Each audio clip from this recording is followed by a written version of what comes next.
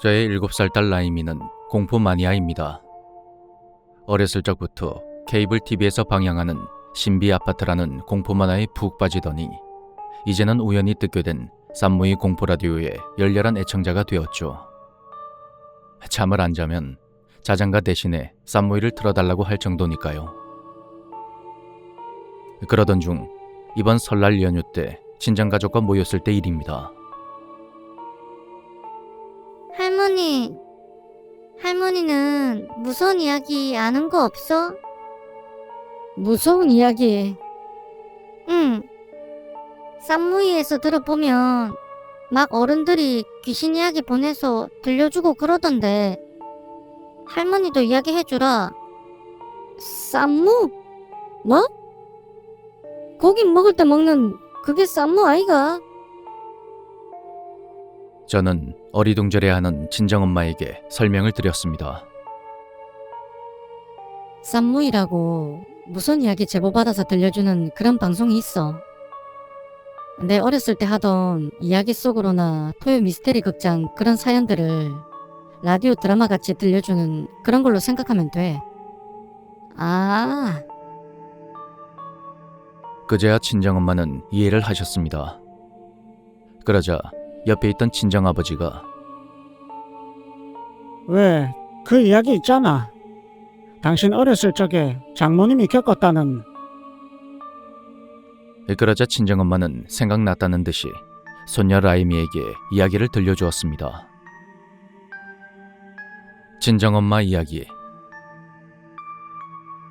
할머니 고향은 김포 하성이라는 곳이야. 김포? 왜 라임이랑 겨울에 강화도 놀러 갈 때 지나갔던 데 있잖아. 아, 아파트 많은 그 동네? 그래 맞아. 지금 김포는 도로도 잘 나있고 라임이가 본 것처럼 아파트도 많지만 할머니가 라임이만큼 어렸을 적에는 정말 외진 시골이었어. 밤에는 북한에서 튼 대북 방송도 막 들려오고.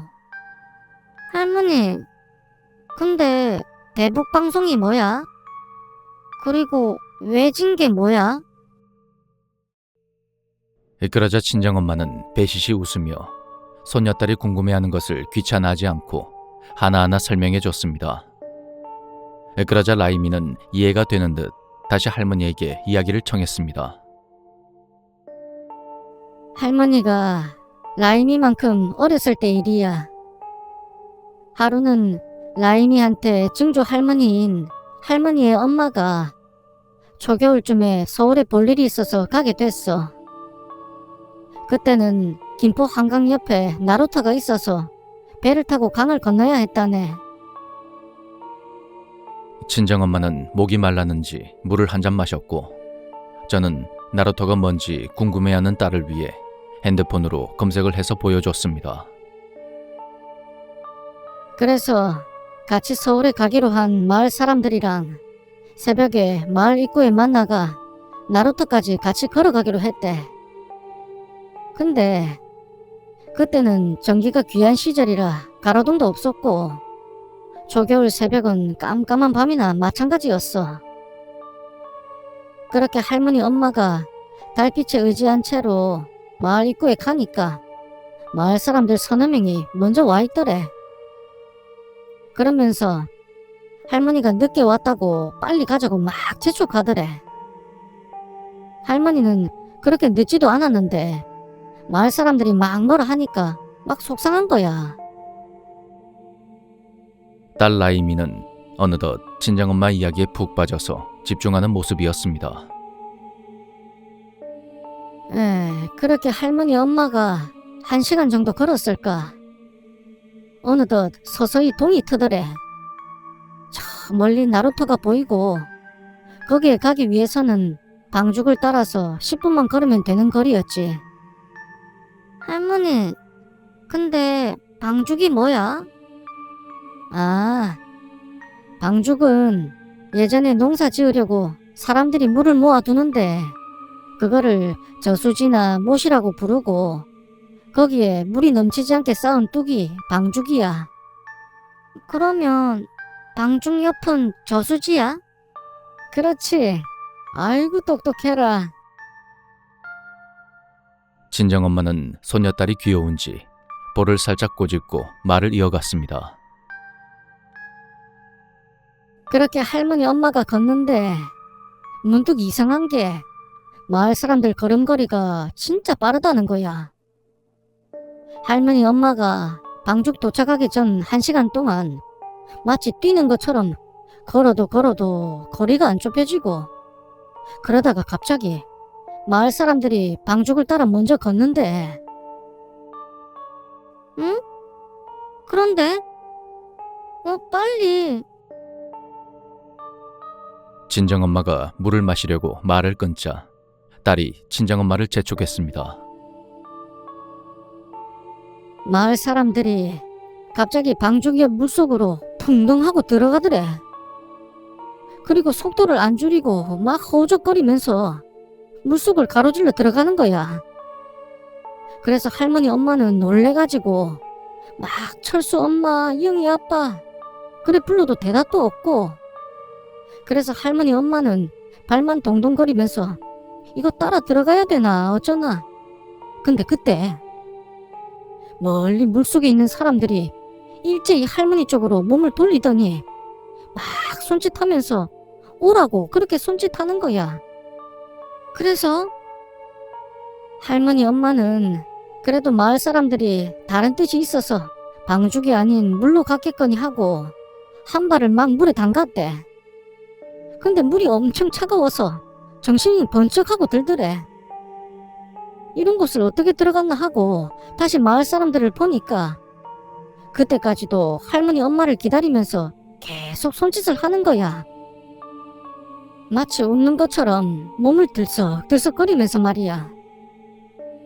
할머니 엄마는 그래도 차마 따라 들어갈 수 없어서 망설이고 있었고. 뭔데 할머니? 뭐야 대체? 친정엄마는 손녀딸을 보고는 제법 심각한 표정으로 바로 그때 할머니 엄마 뒤에서 막 웅성거리는 사람들 소리가 들리는 거야. 할머니 엄마는 이 시간에 대체 누굴까 하고 그쪽을 쳐다보는데 누군가 할머니 엄마 이름을 막 부르면서 달려오는 거야. 할머니 엄마가 다가오는 사람을 자세히 보니까 마을 사람인 철수 엄마인 거야. 응? 할머니, 철수 엄마는 물속에 있었잖아. 그렇지. 철수 엄마는 분명히 물속에 있었지. 아휴, 우리 손녀딸 참 똑똑하네. 그래서 할머니 엄마가 이게 대체 어떻게 된 거지 하고 물속에 있는 마을 사람들을 쳐다봤는데 물속에는 아무도 없더라는 거야. 할머니, 그러면 먼저 간 마을 사람들이 귀신인 거야? 근데 할머니 엄마가 나중에 해준 이야기는 귀신은 아닌 것 같대. 그러면 도깨비? 할머니가 어렸을 적에 살던 집이 도깨비 터라고 해서 지나가는 스님이 그렇게 이야기도 했고, 그래서 그런지 어렸을 때 아무도 없는 부엌에서 떠그럭거리는 그런 소리도 자주 들렸거든. 그래서 할머니 엄마는 도깨비가 장난을 친 게 아닌가 하고 나중에 말해주더라고. 딸 라이미는 이야기가 끝나자 제법 무서웠던지 두 손을 가슴팍에 모으고 겁에 질린 표정을 지었습니다.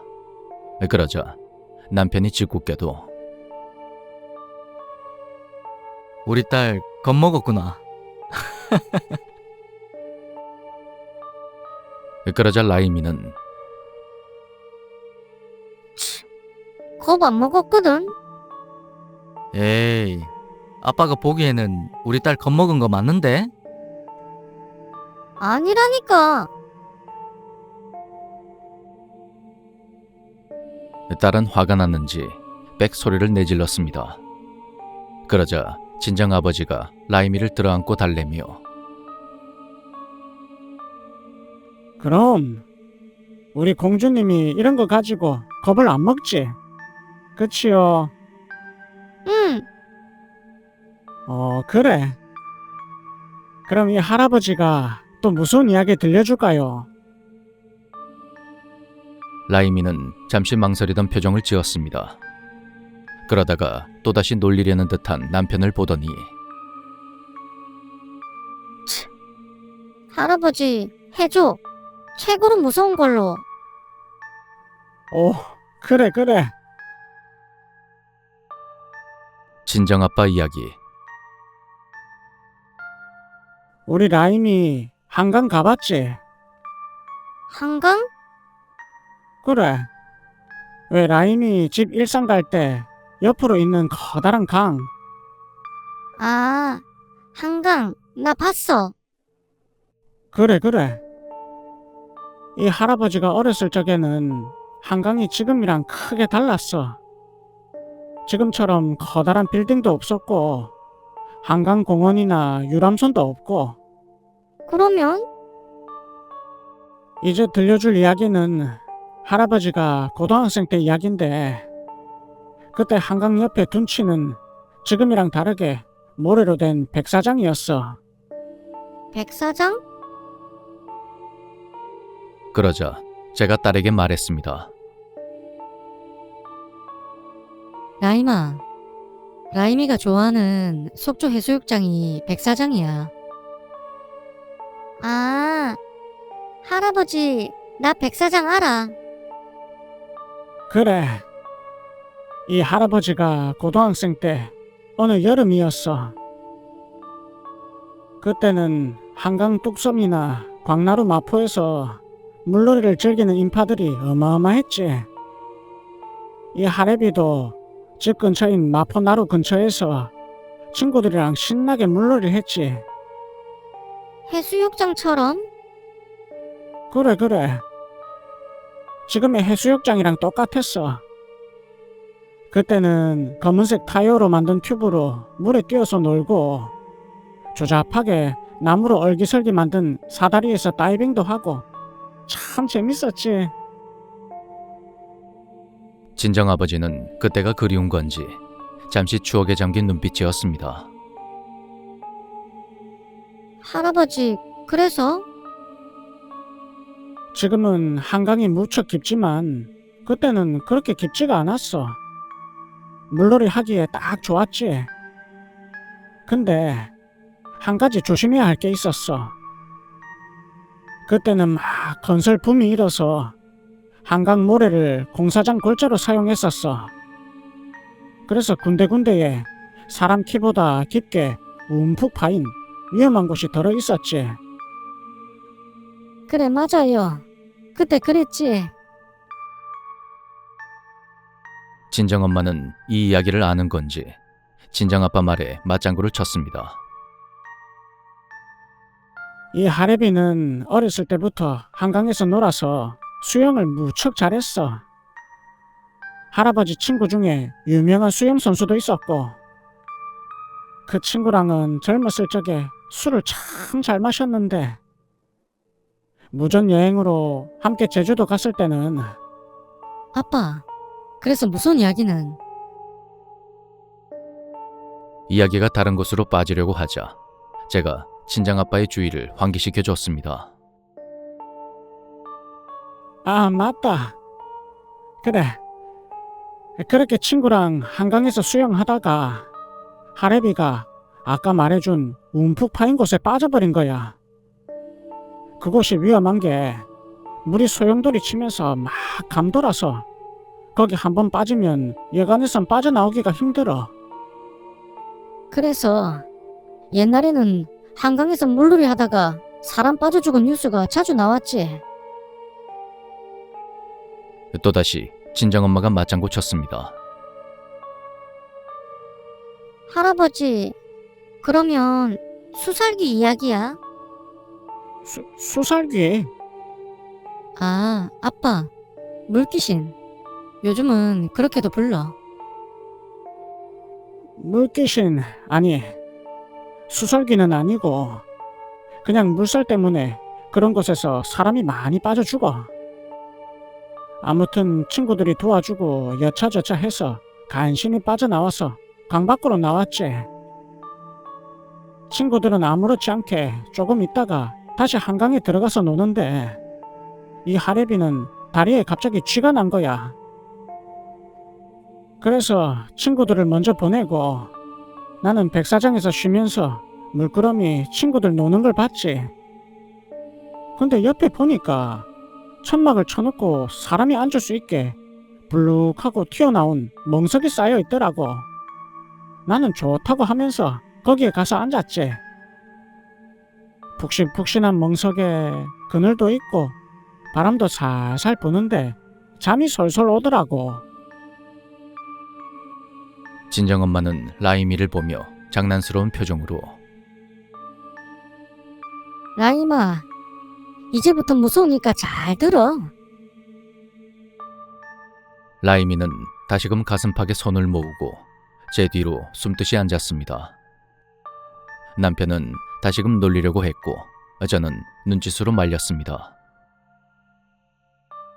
거기서 이 하레비가 깜빡하고 잠이 들었는데 갑자기 잠든 할아버지 주변에 입술은 파랗고 두 눈은 움푹 들어간 무섭게 생긴 사람이 소리를 지르면서 할아버지, 그 사람이 남자야, 여자야? 응? 아마 여자였었나? 아무튼 이 하레비한테 막 소리 지르는데 무슨 소린지 한 개도 못 알아듣겠더라고. 근데 그 사람의 모습이 워낙 무서워서 온몸이 덜덜 떨리면서 그만 가위에 눌리고 만 거야. 우리 라임이 가위가 뭔지 알아? 응, 알아. 무서운 이야기에서 들어봤어. 사람이 못 움직이는 무서운 거잖아. 그래, 맞아. 그때 이 하레비가 가위에 눌렸고 그 무서운 사람은 이 하레비 발을 잡아서 강으로 끌고 들어가는데 온몸에 힘이 안 들어가서 꼼짝할 수가 없더라고. 어찌나 무서운지. 막 이상한 소리는 계속 귀 옆에서 들려오고. 친정아빠의 이야기에 라임이가 무서웠던지 침을 꼴깍하고 삼켰습니다. 우리 라임이 괜찮아. 할아버지 계속 얘기해 줄까? 응,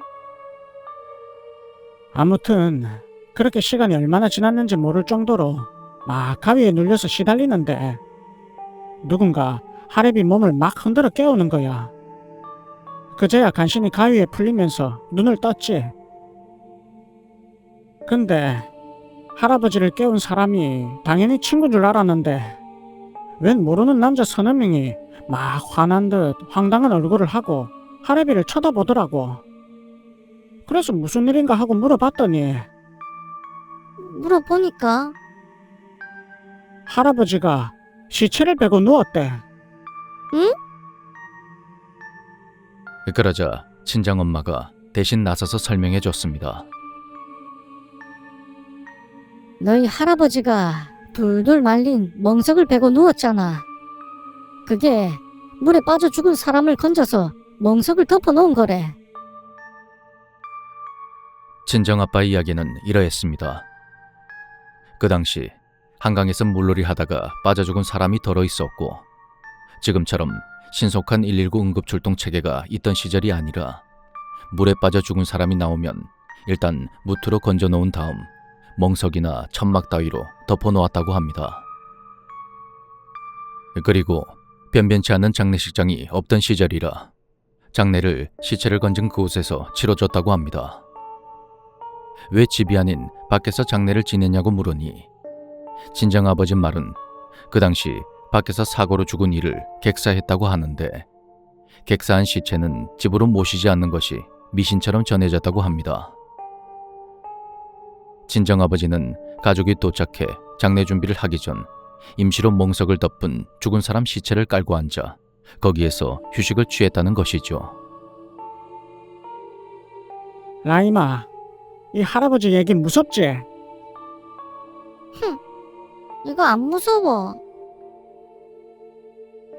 그러자 그걸 본 남편이 다소 놀랍다는 듯이 야, 이런 게 안 무서워? 왜? 귀신이 별로 안 나왔잖아.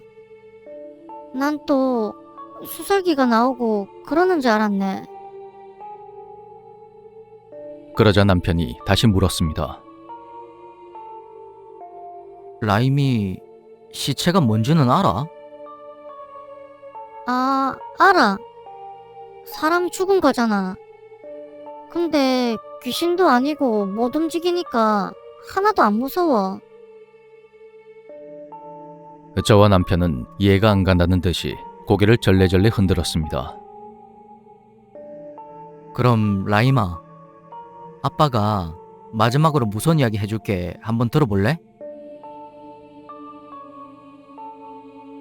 남편 이야기.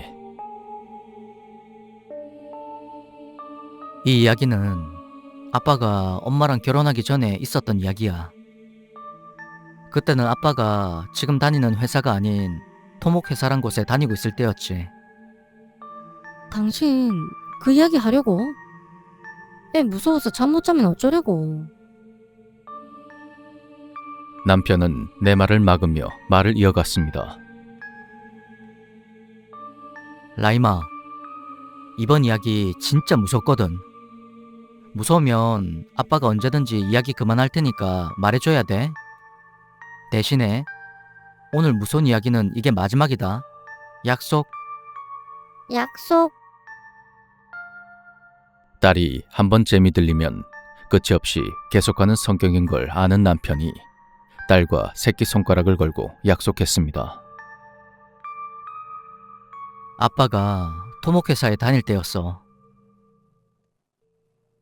지금은 서울에서 춘천까지 고속도로가 뚫려 있지만 그때는 아빠 일할 때 그곳을 막 공사하고 있었지.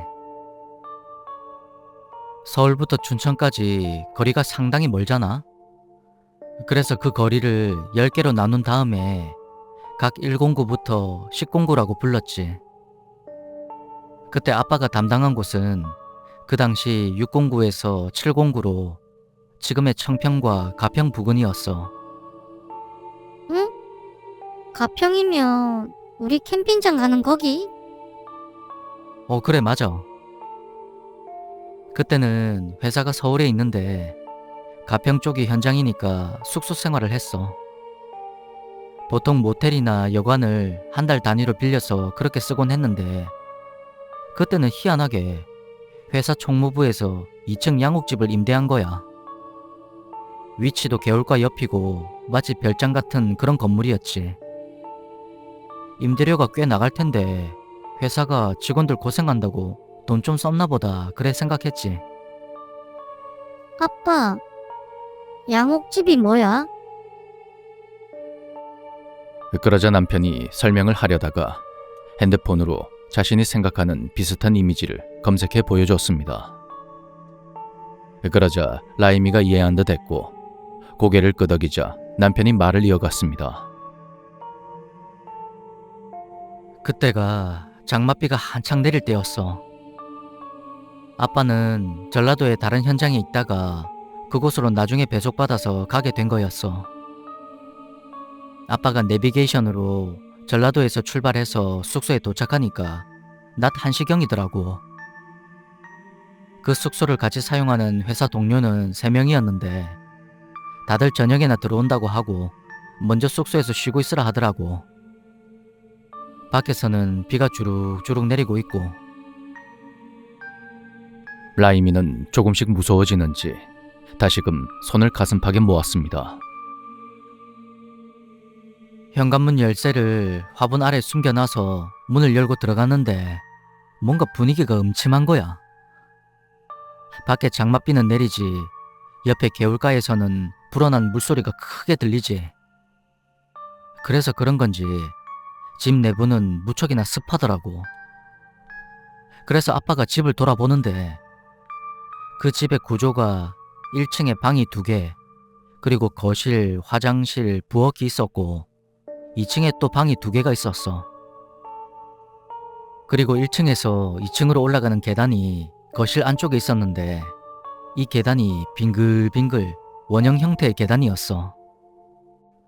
그러면 그 집에 아빠 혼자 있는 거야? 그렇지. 회사 동료들은 저녁에나 온다고 하고, 그래서 동료들이 오기 전에 낮잠이나 자려고 했지. 근데 1층에 방이 2개, 2층에도 방이 2개라고 했잖아. 1층 방은 벌써 회사 동료들이 사용하는지 개인 짐이 들어가 있더라고. 그리고 너무 습하기도 해서 아빠는 2층으로 올라갔지. 아빠는 동료가 3명이니까 2층 방 하나는 사용하겠구나 싶었지. 그래서 나머지 방을 사용하려고 올라갔는데 갑자기 커다란 말벌이 웅 하고 2층에서 막 날아다니더라고. 아빠는 기겁해서 다시 1층으로 뛰어내려왔는데 말벌이 1층으로 내려와서 한동안 거실을 날아다니더니 열린 창문으로 나가는 거야. 말벌은 진짜 크지. 그럼 진짜 크지. 그래서 아빠가 잽싸게 창문을 닫고 다시 2층으로 올라갔어. 근데 방이 2개인데 하나는 아무것도 없는 빈 방이었고 방 하나는 침대랑 학생용 책상이 있는 방이었어. 근데 그 방이 1층이랑 다르게 습하지도 않고 진짜 아늑하게 느껴지는 거야. 다른 동료 직원이 사용하지도 않는 것 같았고 말이야. 아빠는 땡 잡았다고 생각하고 그 방에 짐을 풀고 샤워를 한 다음에 그 침대에 누워서 낮잠을 잤지. 그런데 여름이고 거기는 에어컨도 없어서 아빠가 티셔츠를 안 입고 낮잠을 잤어. 근데 뭔가가 배를 슬금슬금 간지럽히는 거야. 아빠는 잠결에 모기인 줄 알고 손으로 벅벅 긁으면서 모기를 쫓았지. 근데 잠시 있다가 또 계속 배가 간지럽더라고. 그래서 잠결에 눈을 살짝 뜨면서 뭔가 하고 봤더니 어떤 하얀색 옷을 입은 머리가 긴 여자가 침대에 누워있던 아빠를 허리 숙인 채 바라보더라고. 그리고 그 여자의 긴 머리 끝이 아빠 배에 닿아서 간지러웠던 거고. 그러면 그 여자가 귀신이야? 남편은 딸 라이미의 질문에 대답을 안 하고 다시 이야기했습니다. 그 여자가 아빠랑 눈이 마주치더니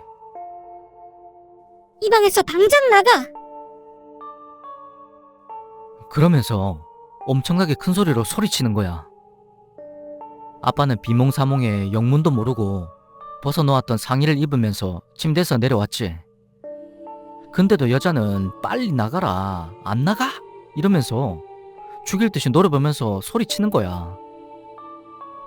아빠가 놀래서 후다닥 방에서 나가니까 방문을 쾅 소리내면서 닫더라고. 아빠는 영문을 모르니 1층으로 내려와 현관 밖에 나갔고 지금은 끄는 담배를 피우면서 먼저 이쪽에서 생활하던 회사 사람한테 전화했지.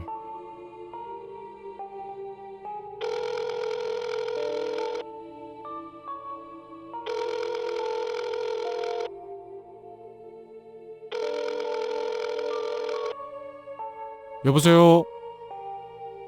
박 과장님, 저 이주임입니다. 숙소에 잘 도착했지? 네, 도착해서 쉬고 있는 중입니다. 근데 뭐? 여기 숙소 주인인지 모르는 어떤 여자가 오더니 저 낮잠 자는데 막 나가라고 소리치는데. 어떤 여자? 이주임, 뭔 소리 하는 거야? 거기 집주인 머리 하얗게 센 할아버지인데? 여자 보고 누군지 안 물어봤어. 네? 아니 그냥 막 나가라고 해서. 숙소에 개인 물품들이랑 경비도 보관하고 있으니까 빨리 들어가서 누군지 확인해봐. 그래서 아빠는 회사 사람 말을 듣고 후다닥 다시 2층으로 올라가서 침대가 있는 방으로 들어갔지. 그랬더니 닫혀있던 방문이 다시금 활짝 열려있는 거야. 그래서 여자가 혹시 다른 방으로 이동했나 하고 2층부터 방문, 화장실들 확인하면서 그렇게 내려왔지. 근데 희한하게 여자가 안 보이는 거야.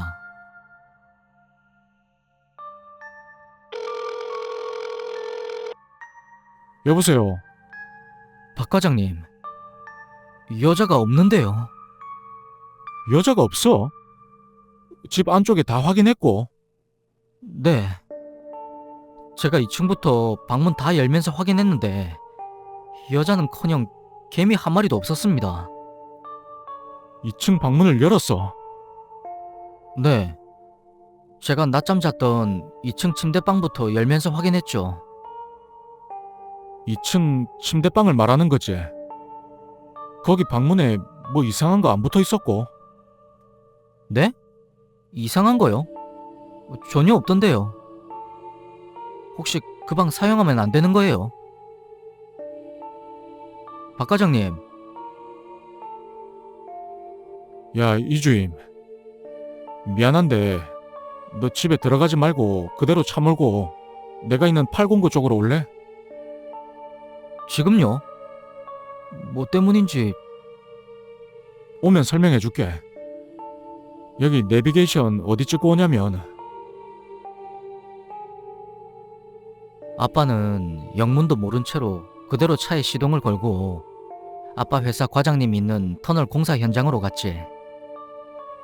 날씨는 더욱더 안 좋아져서 천둥 번개가 치면서 비가 계속 내렸고, 현장에 도착했더니 박 과장님이 터널 입구에 마중 나와 있더라고. 근데 웬일인지 다른 공고에 있어야 할 강대리 최주임도 와 있더라고. 아유, 오랜만입니다, 박 과장님. 야, 이주임, 이리 와봐. 너 분명 우리 숙소에 간 거 맞지? 네? 그게 무슨... 박 과장님, 그 집 귀신 나오는 거 맞다니까요. 야, 이주임, 거기 그 집 국도변 필리핀 참전비 옆으로 그쪽으로 빠지는 내리막길로 간 그 집 맞지? 네, 개울가 옆에 그 집 하나밖에 없던데. 거 봐요, 내가 이상하다 했잖아요. 강 대리님, 무슨 일 있었어요? 이주임아, 거기 이상한 거 못 느꼈나? 그 집 귀신 나온대. 에? 너도 가봐서 알겠지만 1층이 진짜 꿉꿉하지? 근데 왜 우리가 장마철에 꿉꿉한 1층에서 뭐 좋다고 디비저 찾아겠노? 이주임, 저번 주말에 박 과장님이랑 강 대리님 서울집에 가시고 나 혼자 그 숙소에 묵었었거든. 숙소에서 박지성 나오는 프리미어리그 경기 보면서 치킨이나 먹으려고 숙소에 들어오기 전에 치킨집에 주문하고 들어왔었거든. 그렇게 기다리고 있는데 아무도 없는 숙소 2층에서 발소리가 들리는 거야. 왜 그거 알지?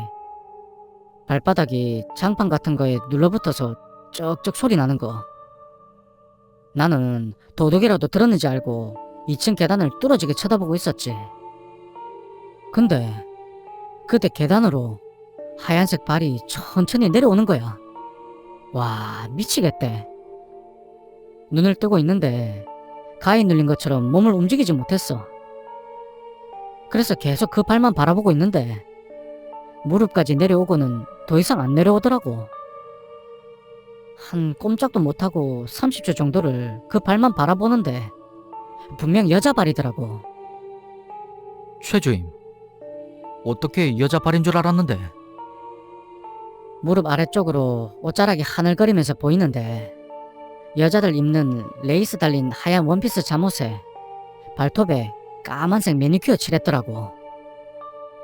어두운데 그게 보였어?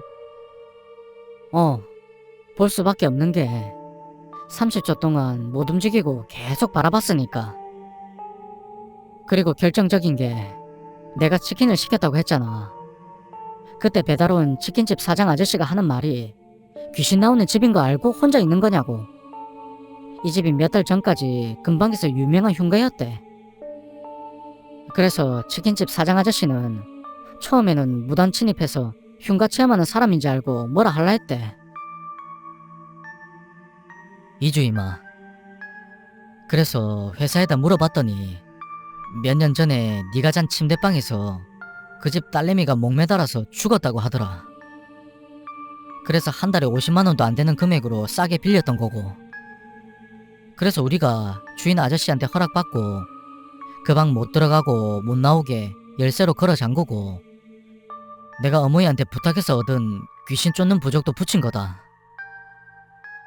박 과장님, 우리 단체로 사표 쓴다고 하고 숙소 새로 얻어달라고 합시다.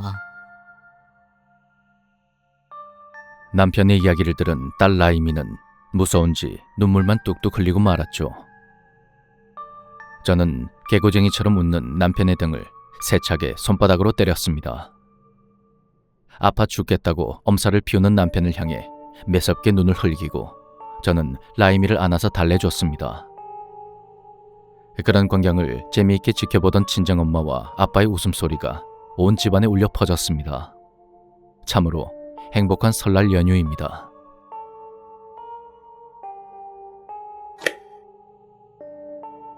그런 소리와 함께 LED 전등에 불이 들어오자 강의실에 앉은 수많은 학생이 교수를 향해 집중했다. 자, 지금 영상에서 나온 여인의 말에 따르면 그녀는 7살 여자아이의 엄마며 단란한 가족의 구성원으로 누구보다 행복하다고 얘기를 했죠. 하지만 이 여인은 결혼한 적이 단 한 번도 없었고 그녀의 부모는 그녀가 10살이 되기 전에 사고로 모두 돌아가셨죠. 그런 교수의 말에 강의실은 무거운 침묵만이 감돌았다. 이 병의 이름은 과거에 흔히 말하는 정신분열증, 조발성 치매라는 병명으로 불렸었죠.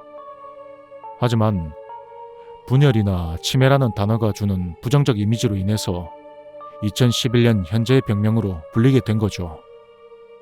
환청, 환각, 망상들이 이 병의 주요 증상이라 볼 수 있는 겁니다. 그때 한 여학생이 손을 들고 교수를 향해 질문했다. 교수님, 그럼 이 병의 환자들은 흔히 강력범죄도 자주 저지른다 하는데 대체 왜 그런 걸까요? 그 말을 들은 학생을 향해 교수가 빙긋 웃으며 말했다. 당신은 지금 나를 교수라고 불렀는데 혹시 자신을 의과대 학생이라 생각하나요? 설마 이곳이 어느 대학 강의실이고 주변에 자신과 같은 또래 학생들이 수업을 같이 듣는다고 그렇게 생각하는 건가요? 그 말에 여학생은 아무 말 없이 가만히 듣고 있었다. 저기 당신은 학생도 아니고 여긴 강의실도 아니고 이 취조실에는 당신과 나 둘밖에 없습니다. 교수님, 왜 그러세요? 교수? 누가 교수죠?